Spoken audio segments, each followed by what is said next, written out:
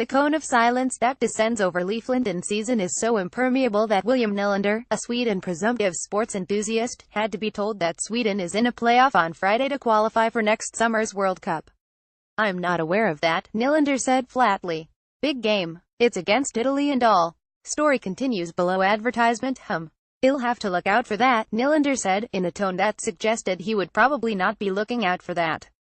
Then he turned and walked to the back. "One supposes to kneel down at a shrine to Austin Matthews' aching back, if that indeed is the upper body injury aggravating him, and say a few prayers." Despite uninspiring play of late, a couple of fortunate wins have kept things light.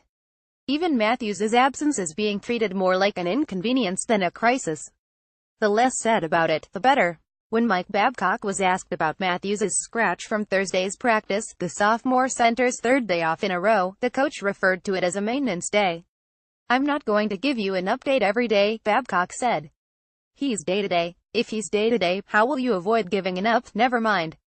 Deploying his usual professional obscurantism, Babcock has been sending mixed messages on the severity of Matthews' injury.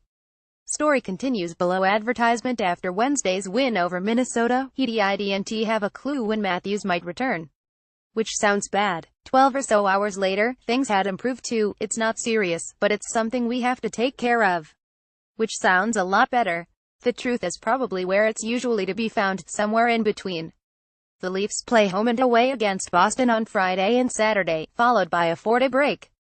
If Matthews hasn't returned in a week's time against New Jersey, that's when everyone can really start to worry. Meanwhile, there is a hopeful sense of water being successfully trod and seats being kept warm.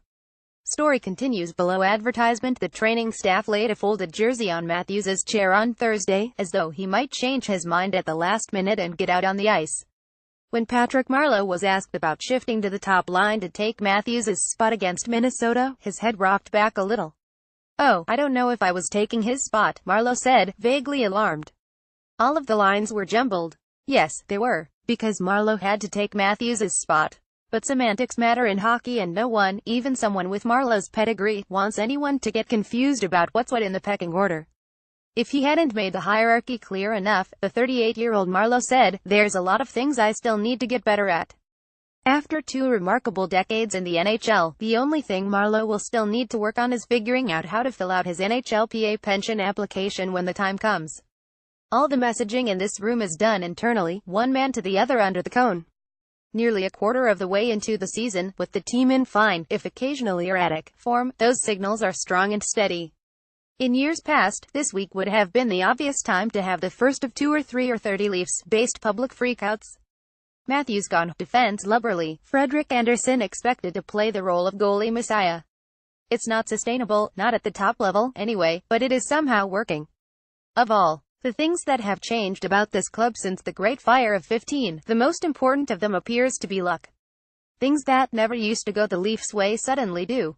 Whenever they are a bit off, their opponents are even more so. It's as though claiming the right to draft Matthews first overall, the franchise's most important win of the century, operated as an overarching karma repair job.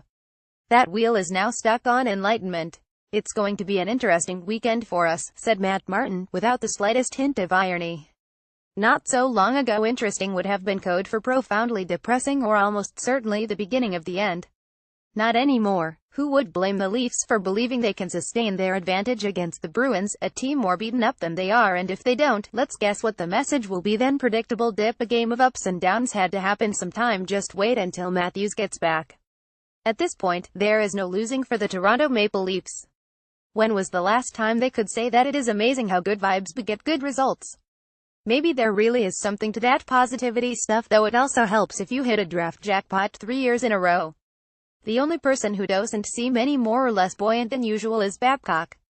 He's still giving off that subtle hum, as though he's vibrating imperceptibly while standing completely still. Few people on earth give off more of a sense of busyness. Someone tried to draw him on the subject of improvements in the way injured players are treated these days, and how the healing process now seems hastened. Babcock, in charismatic avoidance mode, told a tall tale about how he remembered the days when the guy who drove the team bus was also the medic, and that you avoided getting hurt because he was the one who was going to be looking after you. The implication was that things change, but not that much. There's sports science and Saskatchewan science, Babcock said. Sometimes I prefer Saskatchewan science. He's probably right. Some things don't ever really change. But they have on his team.